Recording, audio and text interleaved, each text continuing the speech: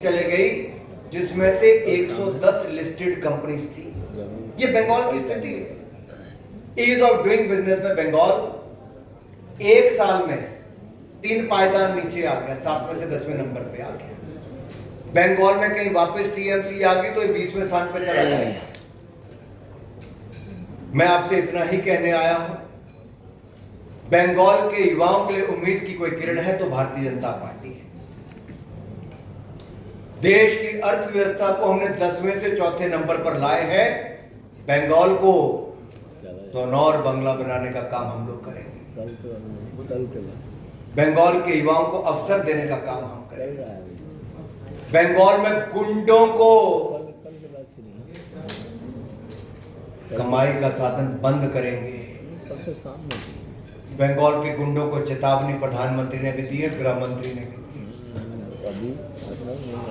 लेकिन एक गुंडा मंच पे खड़े होके कहता है और किसको धमकी देता है, वो अपना कद भी नहीं देखता और अपने माइग्रेंट लेबर्स जो है तो देखा जाता है कि ये माइग्रेंट लेबर्स सब चाहते हैं कि यहाँ पर आए, वेस्ट बंगाल में आए, सब आके अपना वोट दें, मगर बहुत सारे प्रॉब्लम होते हैं जिसके लिए माइग्रेंट लेबर्स सब आ नहीं सकते। तो आप क्या बीजेपी स्टेट्स हो या और स्टेट से बात कर रहे हैं उन लोगों के आने के इंतजाम के लिए, या कुछ इंतजाम आप कर रहे हैं, सोच रहे हैं इसके बारे में कुछ? ममता वर्सेस जनता, ये ममता वर्सेस जनता की लड़ाई में बंगाल की जनता को अपनी लड़ाई स्वयं जीतनी। किसी को किसी के लिए कुछ करने की जरूरत नहीं, कोई ट्रेन कोई बस बुक करने की जरूरत नहीं। बंगाल की जनता अब टीएमसी से मुक्ति चाहती है, टेरर, मर्डर, कट मनी। और ये ममता वर्सेस जनता की लड़ाई में जनता जीतेगी। हमें किसी के लिए कोई तैयारी नहीं करनी। क्या महिलाओं को आरक्षण देना, क्या आप उनको कोई फेवर कर रहे हो? It's not a favour, it's a right. हम कोई महिलाओं पर एहसान नहीं करें, उनका अधिकार है। 47 में आजादी मिली, 50 में हमारा संविधान आ गया, रिपब्लिक बन गई। उसके बाद भी अगर इतने वर्षों तक महिलाओं को रुकना पड़े, 40 साल तो इंतजार हो गए। मेरा आपसे एक छोटा सा प्रश्न है सबसे। 1996 देवेगौड़ा जी महिला आरक्षण बिल लेकर आए, कांग्रेस ने गीता मुखर्जी कमेटी को भेज दिया, क्यों नहीं यादव? संविधान का विरोधी कौन? ममता बनर्जी। ये लोग संविधान दिखाते हैं लेकिन संविधान विरोधी बात करते हैं। अरे मुसलमान को आरक्षण मिल ही नहीं सकता धर्म के आधार पर, किसी को भी नहीं मिल सकता है। तो आप महिलाओं का आरक्षण रोकने के लिए कहते हैं मुस्लिम महिला को आरक्षण दे दो, फिर आप कहते हो जातीय कास्ट सेंसस कराइए, हमने वो भी करा दिया। अब उसमें तो टाइम लगेगा सेंसस के लिए।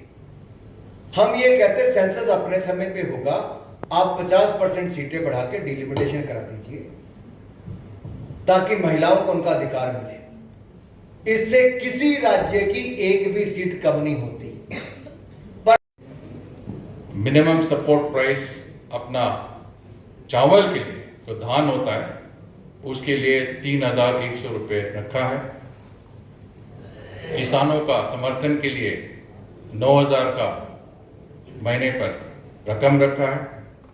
और अगर किसानों का जमीन विकास के लिए लेना हो तो कम से कम 4 गुना मार्केट प्राइस का कॉम्पेंसेशन किसानों पर होगा।